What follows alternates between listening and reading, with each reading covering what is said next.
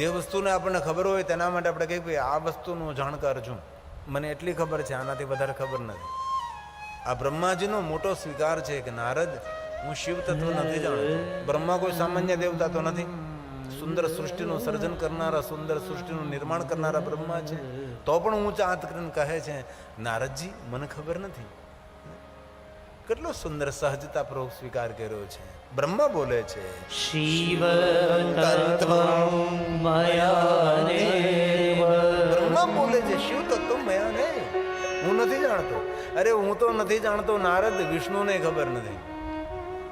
વિષ્ણુ નાપી યથા.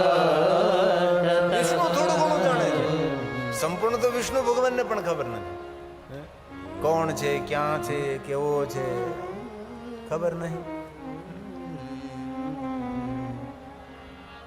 હે નારદ, કોઈ દેવતાઓ પણ જે તત્વને જાણતા નથી, જે તત્વને હું જાણતો નથી, જે તત્વને શ્રી હરિ પણ જાણતા નથી, જે તત્વને વેદ પુરાણ નિરંતર નીતિ નીતિ શબ્દોથી પુકારતા રહે છે, બસ કોઈ છે અબધતે તે ચકિતમ. વેદ પણ ચકિત બની જાય છે. કોણ છે, ક્યાં છે, ખબર નહીં. કોણ જગતનો રચયિતા છે. બ્રહ્માજી પાસે કોઈ શબ્દો નથી. કેવી રીતે સમજાવું નારદ? જેનું રૂપ હોય, જેનો રંગ હોય, જેનો આકાર હોય તેને સમજાવી શકાય. રૂપ નહીં, રંગ નહીં, આકાર નહીં, અહમ નિર્વિકલ્પો નિરાકાર રૂપો કેવી રીતે સમજાવી શકું નારદ?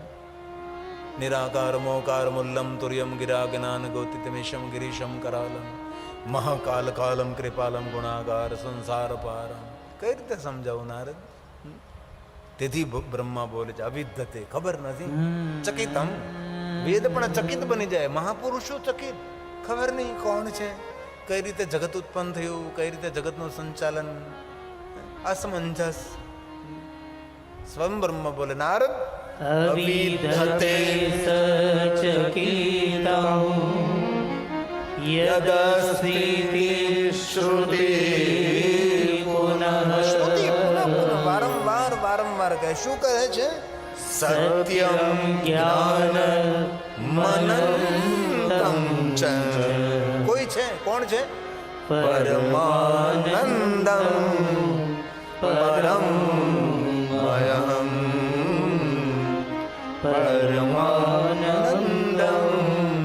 પરમ મયમ. કોઈ પરમ આનંદ સ્વરૂપ, જે જગતનું સર્જન કરનારા, જે જગતની સુરક્ષા અને રક્ષા કરનારા, જગતનો પ્રારંભ પણ ત્યાંથી થાય છે, જગતનું સંચાલન વ્યવસ્થા પણ ત્યાંથી થાય છે, અને અંતે જગતની રક્ષા અને જગતનો લય પણ તે જ કરે છે. આવા ભગવાન છે. ઈશ્વર શ્રેષ્ઠ કવિ છે. પોતાની લખાયેલી કવિતાનો ખુદ પોતે અભિનય કરે છે. એ જ આ પ્રકૃતિ છે, એ જ આ દુનિયા છે. કથા તો ઓઠના પડદાઓને ખોલીને વાણીના દ્રશ્યો ભજવવાની વાત છે.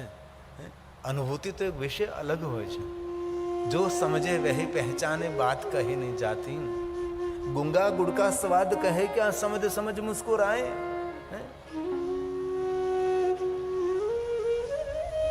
ઈશ્વર અનુભૂતિનો વિષય છે નારદ. કઈ રીતે હું તમને સમજાવી શકું? જે તત્વને વેદ પુરાણ નીતિ નીતિ નીતિ શબ્દોથી પુકારતા હશે. આપણે ગુજરાતી લોકો એક શિવ સ્તુતિમાં પંક્તિ રોજ માટે ગાતા હોય છે, આપણે ગાય નાખીએ છીએ. તે તરફ આપણે ધ્યાન કેન્દ્રિત નથી કરતા. કઈ વસ્તુની વાત, કેટલી ગહન પંક્તિ છે. તે શંકરદાન ગઢવી બાપુએ ગાય છે. શંકરદાન ગઢવીનું ગાયેલું છે. એમને શંકર ભગવાનની સામે અરજ કરી હતી. એવી પલે, એવા મુહૂર્તે, એવા હૃદયના ભાવથી ગાયો હતી કે તે સ્તુતિ અમરત્વને પ્રાપ્ત થઈ. બધું લખાયેલું અમરત્વને પ્રાપ્ત થતું નથી, બધું ગવાયેલું અમરત્વને પ્રાપ્ત થતું નથી.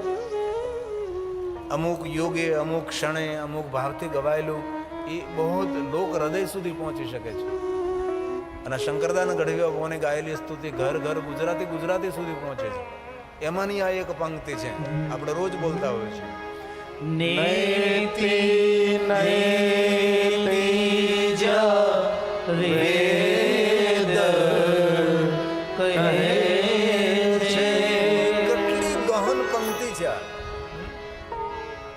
આપણે શિવાલયમાં બેઠા ગાઈએ, સત્સંગમાં ગાઈએ, ભજનમાં ગાઈએ, પણ ગાય નાખીએ ને સાંભળે નાખીએ. પણ કેટલો મોટો સંકેત છે, કેટલો મોટો ઈશારો છે. गुप्त ज्ञान गति न पहुंचे बानी की क्या गुंजाइश है। नेति नेति वेद पुकारे, नीति के अजब निशाने हैं।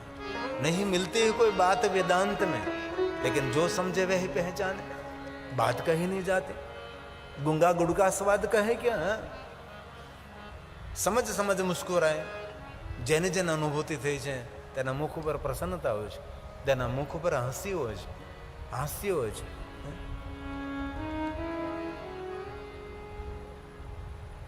મને એક વસ્તુ બહુ ગમે કે જેને ભગવાનની ઝાંખી થઈ હોય ને તેના મુખ ઉપર મુસ્કુરાટ હોય, તેના મુખ ઉપર હાસ્ય હોય છે. જેવી રીતે જગા બાપાના મુખ ઉપર હાસ્ય રહેલું છે. એની છબી જોઈએ તો આપણને તરત ખબર પડી જાય કે એના ચહેરા પર નિર્દોષતા હોય છે. જેમના મુખ ઉપર કરુણાનો ભાવ હોય છે એ ભગવાનને પામેલા હોય છે. જો સમજે વહી પહેચાને, બાત કહી ન જાતી. એ કહેવાનો વિષય નથી, જે સમજે એ સમજી શકે છે. કથા તો ઓઠના પડદાઓને ખોલીને વાણીના દ્રશ્યો ભજવવાની વાત છે. એ તો જેને અનુભૂતિ થઈ હોય તે જ આ સમજી શકે છે. એક નકશામાં આપણે જોઈએ હિમાલય પહાડ, એમાં હિમાલય પહાડની અનુભૂતિ ન થાય. હિમાલય પહાડની અનુભૂતિ તો ત્યારે થાય જ્યારે હિમાલય પહાડમાં તમે જાઓ છો, હિમાલય પહાડની છટ્ટાનો તમે ચડો છો, હિમાલય પહાડના જંગલોને તમે જોવો છો, હિમાલય પહાડના ઝરણાનો તમે જોવો છો, હિમાલય પહાડની નદીઓને તમે નિરખો છો, ત્યારે હિમાલય પહાડની અનુભૂતિ થાય કે ઓહો હિમાલય પહાડ. કથા તો એક નેપ, કથા તો એક નકશો છે. કથા વાર્તા સાંભળીને ઈશ્વરના દર્શન કરવાનો પ્રયાસ કરો, એ તો નકશામાં જોવા જેવી વાત છે. એ તો જો સમજે વહી પહેચાને, બાત કહી નહીં જાતી. તેથી શંકરદાનંદ બાપુએ કહ્યું નેતિ નેતિ નેતિ જા વેદ કહે છે મારું ચિતડું ત્યાં જાવત છે. શિવ મહાપડ અંતર્ગત શિવ તત્વનું ગહન રીતે વર્ણન કર્યું છે. આટલું વિસ્તૃત વર્ણન છે. શિવ તત્વ એટલે શું? જ્યાં વાણીનો વિલાસ નહીં, જ્યાં વાણીનો વિરામ છે, જ્યાં વિચારોનો વિરામ છે, ત્યાંથી શિવ તત્વનો પ્રારંભ થાય છે. આપણે તો વાણીને પણ વરેલા છીએ, આપણે તો વિચારોને પણ વરેલા છીએ. જ્યાં વાણીનો વિરામ થઈ જાય, જ્યાં વિચારોનો વિરામ થઈ જાય, આપણી બુદ્ધિનો વિશ્રામ થઈ જાય, જે સમાધિ સ્થિતિ, અને ત્યાર પછી શિવ દુનિયાનો પ્રારંભ થાય છે. શિવ તત્વ મયા ને હું કઈ રીતે જાણી શકું, કઈ રીતે સમજાવી શકું? શિવ મહાપડા ગ્રંથમાં શિવ તત્વના ઘણા બધા શ્લોકો મેં શોધી રાખ્યું. શિવ તત્વ કોને કહેવાય છે? जिधर देखो इधर तो ही तो है. ગગનમાં તો અગનમાં તો આકાશમાં તો પ્રકાશમાં તો સરિતામાં તો સાગરમાં તો પેડમાં તો પહાડમાં તો જીવમાં તો જંતુમાં તો માનવમાં તો દાનવમાં દેવમાં તો પરમાત્મા તો ક્યાં નથી? જ્યાં જ્યાં નજર મારી ફરે છે, યાદી ભરી છે આપની, ખૂનીના ખંજરોમાં તું છે. કઈ રીતે સમજી શકીએ, કઈ રીતે સમજાવી શકીએ છીએ? ને જેને શિવ તત્વનું જ્ઞાન થાય ને એ આ દુનિયામાં રહે જ નહીં. તે માણસ આ જગતની વચ્ચે રહી જ ન શકે. એ સોશિયલ મીડિયામાં જોવા ન મળે. જે કથા વાર્તાઓ કરતા હોય તે સોશિયલ મીડિયામાં જોવા મળે. જેને તત્વનું જ્ઞાન થયું ને એ તો અલગારી હોય છે, એ દુનિયાથી અલગ હોય છે, તેનું જીવનશૈલી નિરાલી હોય છે, સબસે જુદી હોય છે. શિવ મહાપડ ગ્રંથમાં દરેક ઋષિમુનિઓએ શિવ તત્વનું વર્ણન કર્યું. શિવ તત્વ એટલે શું? પણ શંકરદાસ બાપુના શબ્દો છે. નેતિ નેતિ જા વેદ કહે છે મારું ચિતડું ત્યાં જાવા જાય છે. સારા જગમાં છે તું વસુધારામાં શક્તિ આપો દયા કર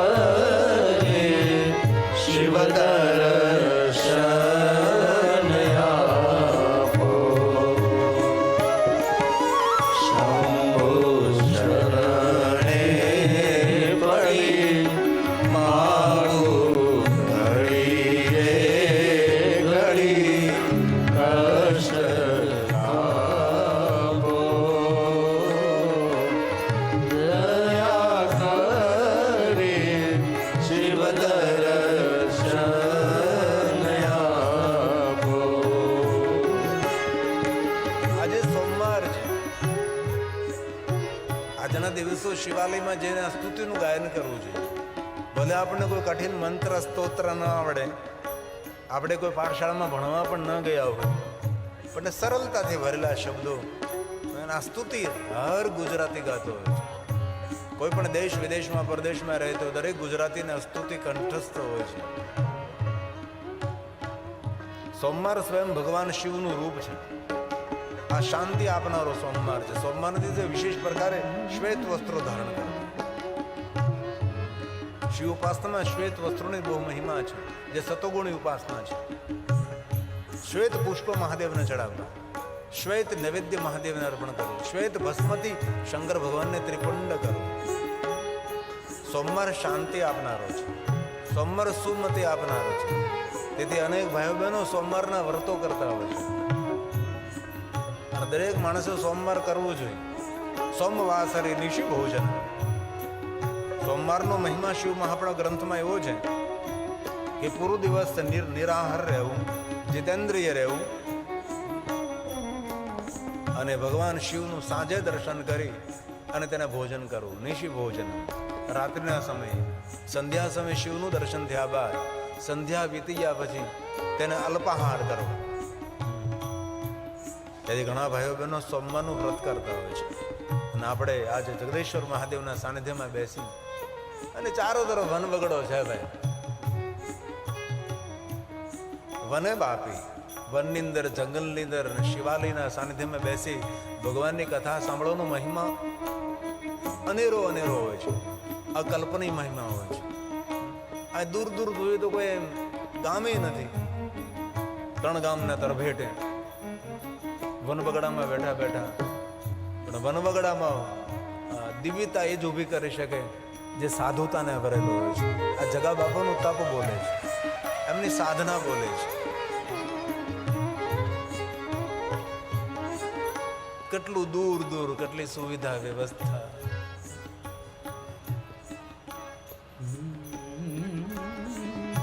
કોઈનું નામ નહીં, કોણ કરે છે?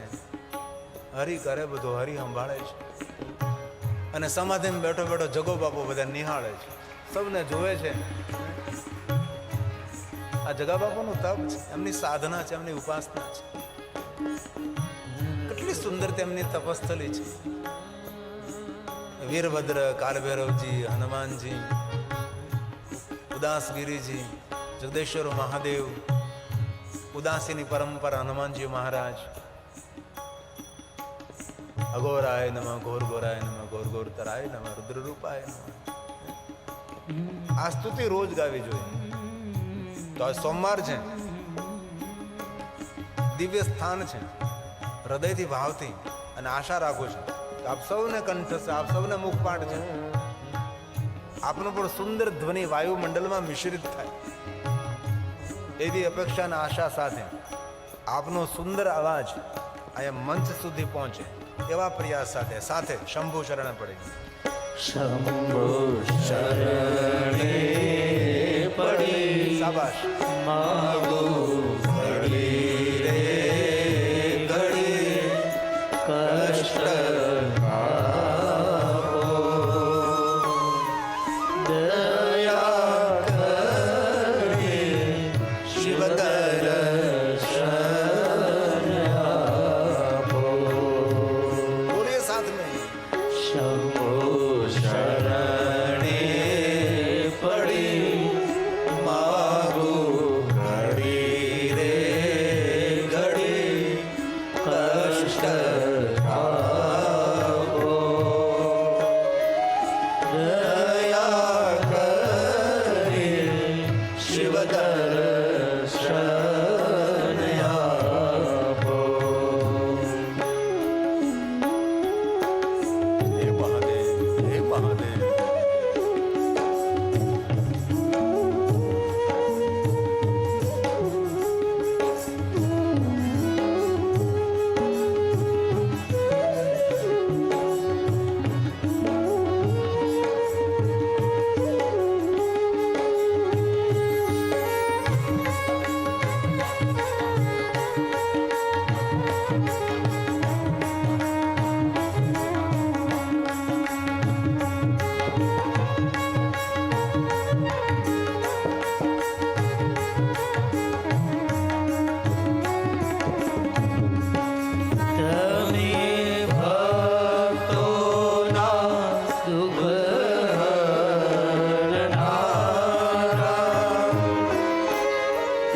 શુભ સૌનું સદા કરનારા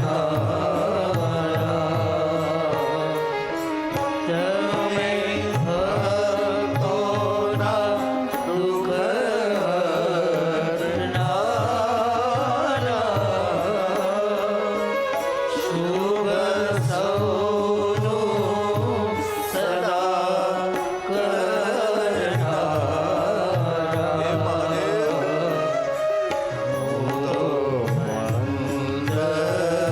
મંદમતી તમારી અકળ ગતિ દુઃખ કાપો દયા કરી શિવ દર્શન આપો શંભો શરણે પડી માગું ઘડી રે ઘડી કષ્ટ કાપો દયા કરી શિવ દર્શન આપો પૂરી સ્તુતિ દિવ્યતાથી ભરેલી છે. એમાં એક જે પંક્તિ છે માનવને સાવધાન કરનારી, અને એ પંક્તિમાં પ્રાણ છે. આટલું સમજાય જાય તો કોઈ પણ માણસનો બેડો પાર થઈ જાય છે.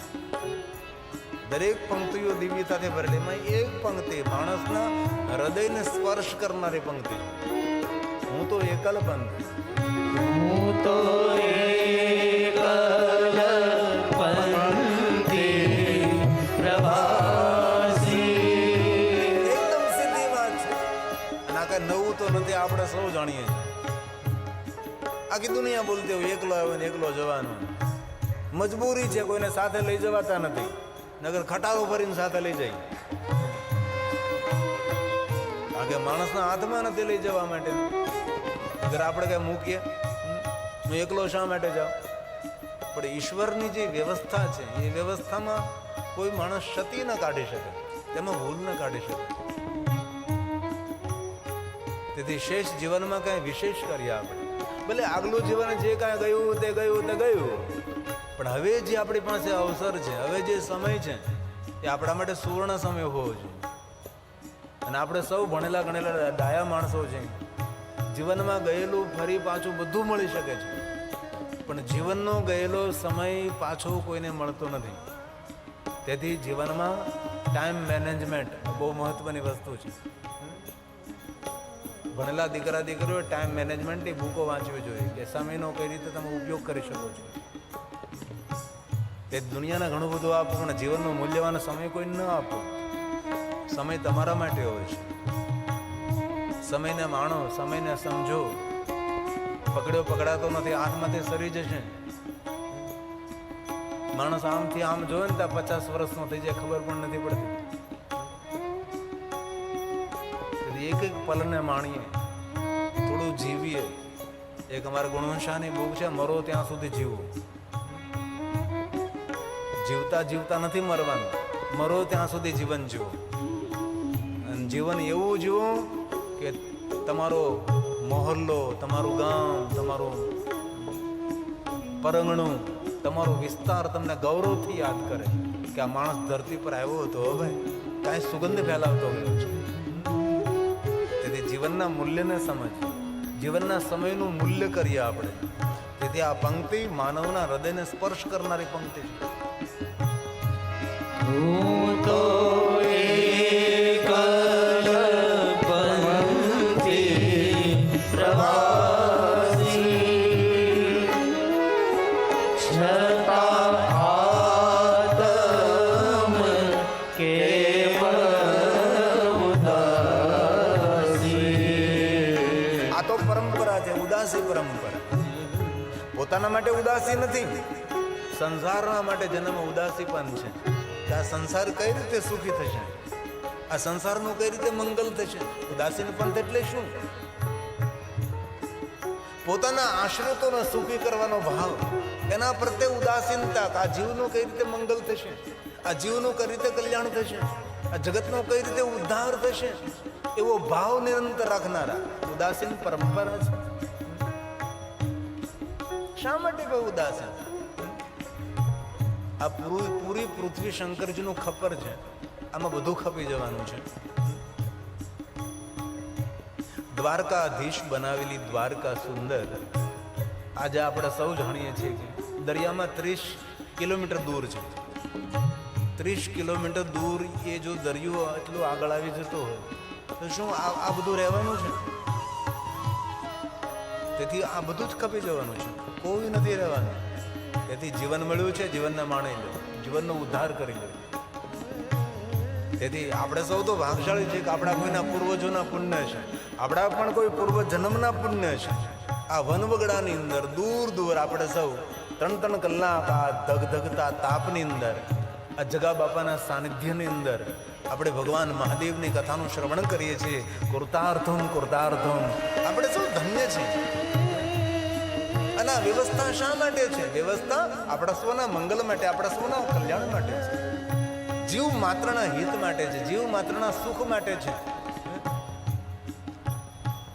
શ્રી ગુરુ જગદીશ ને જગન્નાથ પ્રથમ કરું પ્રણામ. શ્રી ગુરુ જગદીશ ને પ્રથમ કરું પ્રણામ. ઉદાસી પંથ ઉજાડ્યો, હે ઉદાસી પંથ ઉજાડ્યો, નવખંડ ઉજાડ્યો નવખંડ ઉજાડ્યો.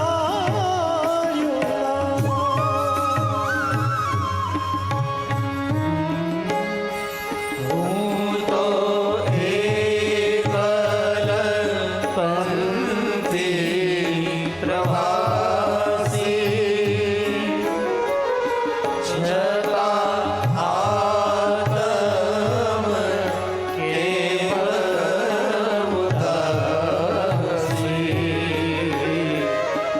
ભાગ્યો મહી રે મહી, કારણ મળતું નથી, સમજણ આપો. દયા કરી શિવ દર્શન આપો. શંભો શરણે પડી માગું ઘડી રે ઘડી, કષ્ટ આપો. દયા કરી શિવ દર્શન આપો. આ સ્તુતિમાં એક છેલ્લી પંક્તિ છે, એમાં ઘણા આપણા ભાઈઓ બહેનો જાણકાર તો નહીં પણ અજાણ લોકો ભૂલ કરતા હોય છે. ભોળા શંકર ભવદુઃખ કાપો. ભોળા શંકર ભવદુઃખ કાપો એમ નથી, ભોળા શંકરનું ભવદુઃખ કાપો. કારણ કે શંકરદાન ગઢવીએ ગાયું છે, એમનું નામાચરણ છે. પણ જાજે વગે લોકો એમ ગાય ભોળા શંકર ભવદુઃખ કાપો. એવું નહીં, ભોળા શંકર ભવદુઃખ કાપો એમ નહીં, ભોળા શંકરનું ભવદુઃખ કાપો. કારણ કે શંકરદાન ગઢવી બાપુ એ લખેલું છે, એમનું નામાચરણ છે. તેથી હવેથી કોઈ પણ તમે ગાઓ ભોળા શંકરનું ભવદુઃખ કાપો, મારું દુઃખ તમે કાપો. એમની આખી કથા છે. શંકરદાન બાપુ મહાદેવના પરમ ભક્ત હતા. અસાધ્ય કોઈ શરીરમાં રોગ થયેલો અને ભગવાન શિવની સામે એને સ્તુતિ કરી છે. અને એવા હૃદયથી ગાય, એવી હૃદયથી ગાય. આજે ગુજરાતીના દરેકના હૃદયમાં સ્તુતિ સમાયેલી છે. શંભુ શરણે પડે એટલી લોકપ્રિય બની છે. તેથી અંતિમ પંક્તિ છે. ભોળા શંકરનું ભવદુઃખ કાપો. હે મહાદેવ, નિત્ય સેવાનું શુભ ફળ આપો. બોલીએ સાથ મેં.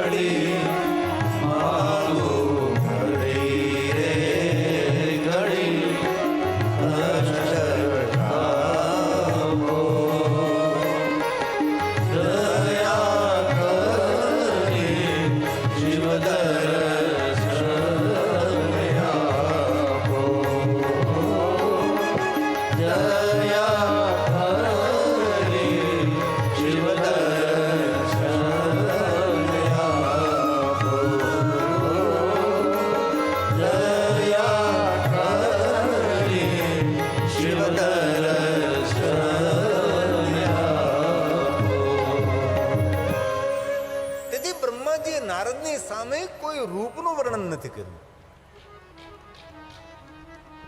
કોઈ ભગવાનનું વર્ણન ન કર્યું, કોઈ ઈશ્વરનું વર્ણન ન કર્યું.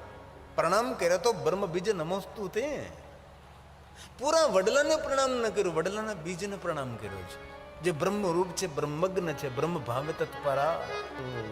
શિવ મહાપડ ગ્રંથ એટલો સરળ ગ્રંથ નથી, વિધિ વિધાનથી ભરેલો ગ્રંથ છે. સમજો સમજાવો બંને કઠિન છે. આમાં લૌકિક કથાઓ તો નહિવત છે, આ તો અલૌકિક ગ્રંથ છે. તેથી બ્રહ્માજી નારદની સામે કોઈ રૂપને, કોઈ અવતારને, કોઈ સ્વરૂપને નહીં,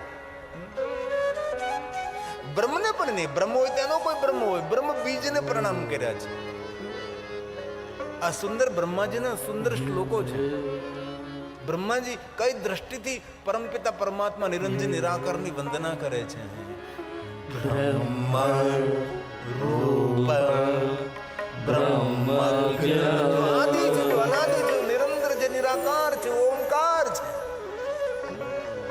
બ્રહ્મ ભાવે તત્પર જો નિરંતર છે, નિરાકાર, નિરંજન. બ્રહ્મ બીજ સ્વરૂપે બ્રહ્મ બીજ નમોસ્તુતે બ્રહ્મ બીજ નમોસ્તુતે બ્રહ્મ બીજ નમોસ્તુતે. બ્રહ્મને પ્રણામ નહીં કહે, બ્રહ્મ બીજ, એક નાનકડું એવું બીજ જેની આંખ તંદુરસ્ત હોય, જોઈ પણ ન શકે, રાઈના દાણાથી પણ નાનું, એ વડલાનું બીજ બરગદ. એક છોટા સા નાનકડા એવા બીજમાંથી કેટલો મોટો વડલો ફલિત થાય છે. બ્રહ્મજનું કહેવું છે, પરમાત્મા બ્રહ્મ બીજમ નમોસ્તુતે, મેં બીજ કે પ્રણામ કરું છું.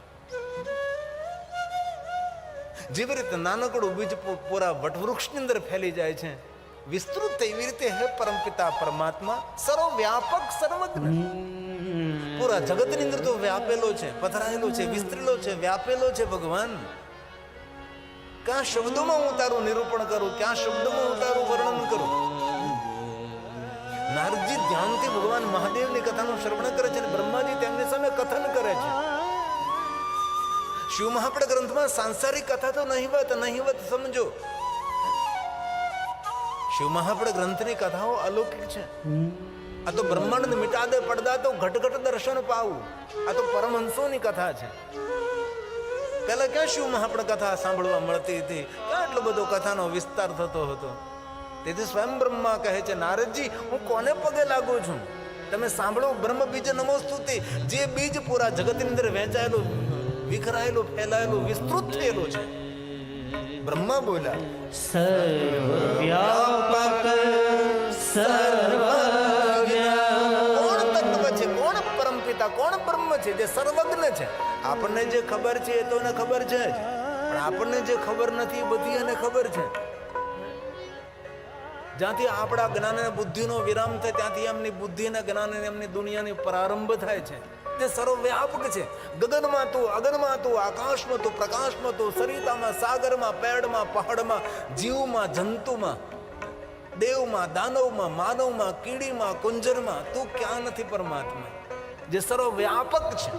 આ બ્રહ્માજી વર્ણન કેવું છે, સર્વવ્યાપક સર્વજ્ઞ.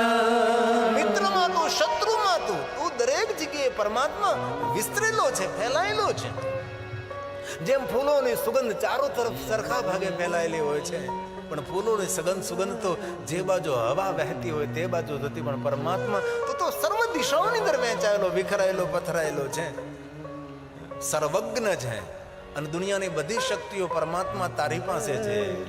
સર્વ શક્તિ સમન્વિતા. દુનિયાની બધી શક્તિઓ જેમની પાસે રહેલી છે. ભ્રુકુટી માત્રથી જગતનું સર્જન, ભ્રુકુટી માત્રથી જગતનું સંચાલન, ભ્રુકુટી માત્રથી જગતની રક્ષા અને ભ્રુકુટી માત્રથી જગતનો લય કરનારા એ પરમાત્મા સુંદર નથી. ભગવાન સુંદર નથી, ઈશ્વર સુંદર નથી, શિવ સુંદર નથી. અતિ સુંદર દેવેશ. અતિ સુંદર, અતિ સુંદર, જે દેવ નથી, જે દેવોનો પણ ઈશ છે, જે જગતને પ્રકાશિત કરે છે. નમસ્તે જગદીશ્વર. નમસ્તે જગદીશ્વર. નમસ્તે જગદીશ્વર. જે ગુણાતીત છે, ગુણાધાર છે, ગુણબીજ છે, ગુણાત્મક છે. કોણ શિવ છે? શિવ કોને કહીએ છીએ આપણે?